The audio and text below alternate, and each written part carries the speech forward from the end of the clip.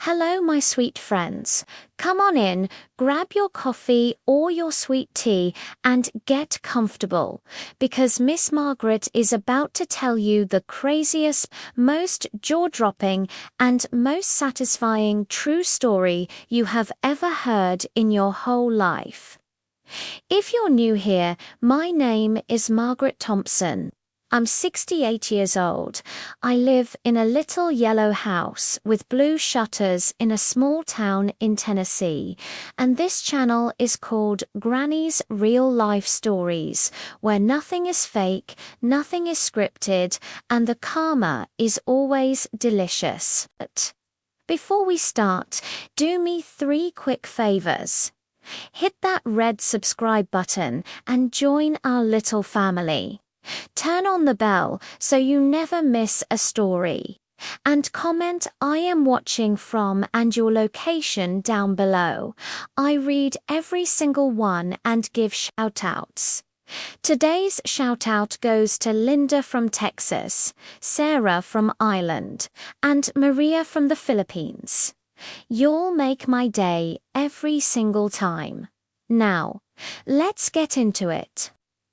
18 months ago, I was a 66-year-old widow living on a tiny Social Security check, eating canned soup 3 nights a week, and driving a 2004 Corolla with 240,000 miles on it. My husband Ray had passed 5 years earlier from lung cancer, and our only child, our son Michael, had died in a car accident when he was 23. It was just me, my little dog Daisy, and a house that was falling apart faster than I could fix it. Every Saturday night, I did the same thing I had done for 30 years. I bought one single Powerball ticket at the corner mart. I picked the same 6 numbers Ray and I always played: our anniversary, Michael's birthday, and the day we bought the house, and I prayed the same little prayer. Lord, if it's your will, let me win just enough to fix the roof and pay off the medical bills. On March 14th last year, I was sitting in my recliner watching the drawing on my old TV, eating a bowl of oatmeal for supper. The numbers started coming up: 14, 28, 07, 19, 42, and the Powerball 33. I dropped my spoon. I blinked. I checked the ticket. I checked it again.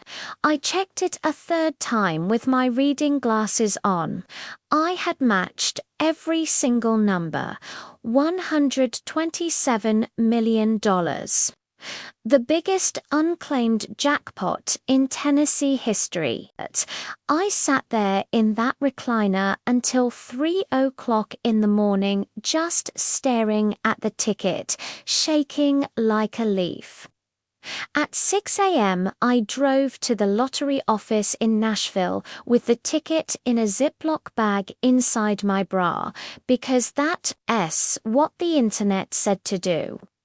3 days later, after taxes, background checks, and lawyers, I took the lump sum $81.4 million deposited into my account. I cried in the bank parking lot. I called my pastor. I bought a new pair of shoes, the first new pair in 10 years, and I gave the cashier a $100 tip, just because I could. And then I made the biggest mistake of my life. I told my family. Now, let me back up and introduce you to the cast of characters, because you're going to need a scorecard. First, there's my older brother Ronnie, 71, retired truck driver, married to Karen, who never liked me. They have 3 grown kids, Crystal, Amber, and Ronnie Jr., all in their 40s, none of them with a steady job. Then there's my baby sister Debbie, 64, divorced 3 times, living in a double wide with her unemployed boyfriend Travis, who calls himself a crypto influencer. Then there's my late husband Ray S. side, his sister Brenda, and her husband Dale, and their 2 sons Cody and Colton, who have been in and out of trouble since high school. And finally, scattered around the country, about 23 cousins, nieces and nephews I hadn't seen in years. The day the news broke, exactly 6 days after I won, my phone started blowing up. Ronnie called first. "Marge, baby sister, congratulations. We are so proud. Listen, Karen and I have always dreamed of retiring to Florida. You think you could spot us maybe $400,000 for a condo on the beach?" Before I could answer, Debbie FaceTimed me crying, "Margie, I'm in trouble. Travis lost everything in crypto. The trailer's about to be repossessed. We need $150,000 by Friday, or we're homeless." Then Brenda texted a GoFundMe link titled "Help Cody Get Out of Prison Early." He's changed. By lunchtime, I had 147 new Facebook messages, 83 friend requests, and 3 moving trucks parked in my driveway. Yes, moving trucks. Ronnie, Karen, Crystal, Amber, and Ronnie Jr. showed up with 2 U-Hauls and a horse trailer, just in case. They walked straight into my house, my tiny 1,400 square foot house, and started measuring rooms. Karen said, and I quote, "Well, Margaret, you don't need all this space now that you're rich and alone. We figured we'd move in and take care of you. Ronnie Jr. and Crystal can have the upstairs, Amber can have the basement, and we'll take the master bedroom because Ronnie's back, you know." I stood there in my kitchen, mouth hanging open, while they argued over who got the good parking spot. That night I locked my doors for the first time in 40 years. The next morning, 4 more cars pulled up, Debbie and Travis with a U-Haul full of broken furniture, Brenda and Dale with a flatbed trailer, and cousin Tammy from Tazewell, who I hadn't seen since 1998, screaming, "Blood is thicker than water. Margaret, you owe us." By noon, there were 19 people, 7 dogs, and 5 moving trucks on my little street. They were carrying in mattresses and coolers of beer like they were moving into the Taj Mahal. Travis actually said to my face, "Don't worry, Marge, we'll pay rent. Eventually. You won't even notice we're here." I called the sheriff. He came out, took one look, laughed, and said, "Ma'am, they're family. I can't do nothing unless they break something." Over the next 2 weeks, it got worse. Ronnie tried to add his name to my bank account for emergencies. Crystal posted on Facebook that I was hoarding the family fortune and started a petition to have me declared mentally incompetent. Debbie forged my signature on a $75,000 check and got caught, but cried so hard the bank manager dropped the charges.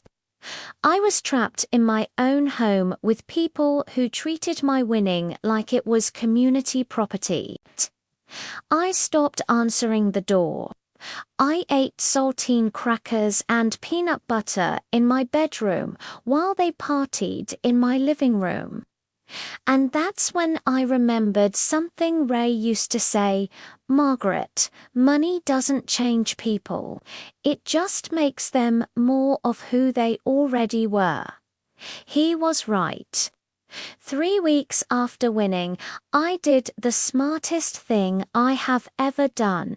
I hired the meanest, smartest, most expensive estate attorney in Nashville, Mr. Charles Whitaker. He sat me down in his big leather chair and said, Margaret, you have 2 choices. You can let these vultures pick you clean until you're broke and broken, or you can protect yourself like the wealthy woman you now are. I chose option 2. Over the next 6 months, Mr. Whitaker and I built what he called Fort Knox 2.0. I created the Margaret Thompson Revocable Living Trust. I moved every penny into accounts only I could access. I bought a new 5-bedroom house 45 minutes away in a gated community in cash under an LLC no one knew about. I changed every lock, every password, every phone number, and most importantly, I hired a private investigator named Patricia. 6 weeks later, she came back with a 3-inch thick folder that made my blood run cold. Here's just a taste of what she found. Ronnie owed the IRS $187,000 in back taxes. Crystal had started a GoFundMe in my name and raised $18,000 pretending she was my caretaker. Debbie and Travis had applied for 6 credit cards in my name, denied, thank God. Every single one of them had been planning how to spend my money before I even claimed the ticket. Mr. Whitaker looked at me and said, Margaret, it's time to draw the line. So we did. First, I sent one single group text to every family member who had shown up, effective immediately.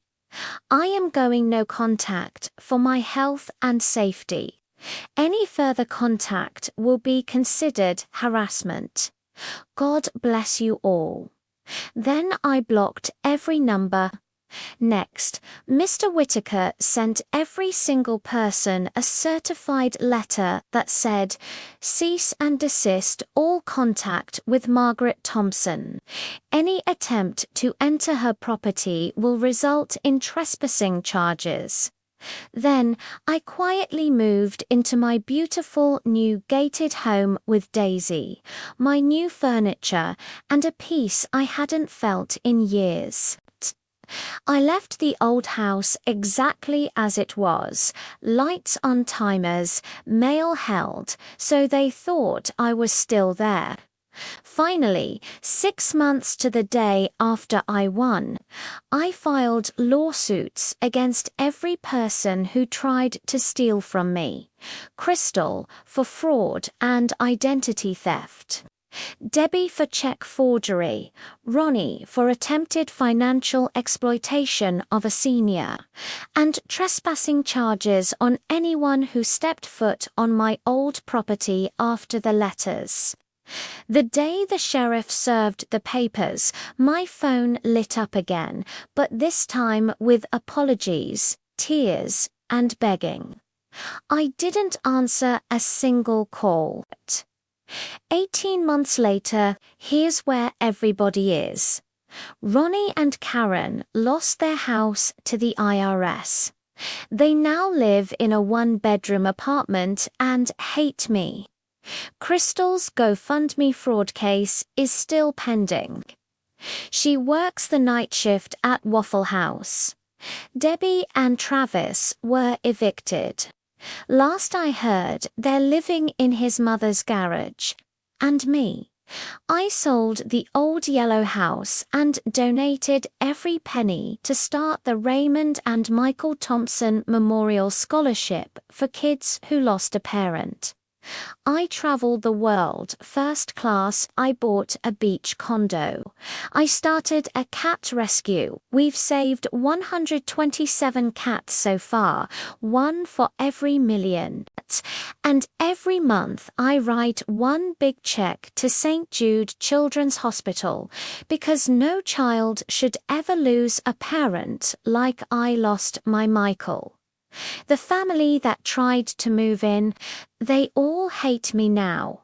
They call me greedy, selfish, ungrateful. And you know what? I sleep like a baby every single night because money didn't change me.